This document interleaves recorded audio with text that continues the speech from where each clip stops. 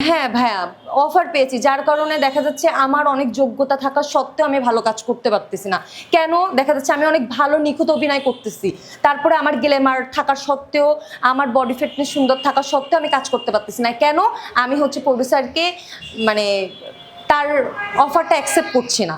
এই যে বলবে যে কালকে শুটিং আজকে, চলো আজকে রাতে হাউসে যাই। হ্যাঁ, যখনই আমি বলতেছি না ভাইয়া দেখেন এটা আমার পক্ষে সম্ভব না, সমস্যা নেই, তোমাকে টাকা বাড়িয়ে দিব, কোনো প্রবলেম নাই, টাকা নিয়ে কোনো সমস্যা নেই, তুমি আসো। ভাই এইভাবে মিডিয়াটা আসলে ধ্বংস হয়ে যাচ্ছে। আমাদের যাদের প্রতিভা আছে, আমরা যে মেয়েগুলো আসলে দাঁড়াইতে চাই, তাদের এই সুযোগটা পাচ্ছে না। এই কিছু কিছু মানে প্রডিউসারদের জন্য মানে আসলে আমাদের এর সাথে আসলে কিছু ডিরেক্টরও ইনভলভ। আসলে কিছু ডিরেক্টর কাজের জন্য, কাদের পারপাসে দেখা যাচ্ছে আর কি বলবো মানে নায়িকাদের, হ্যাঁ ঠিক আছে প্রডিউসারকে একটু খুশি করে দাও, সেও কিছু কাজ পাইলো, নায়িকাও কিছু কাজ।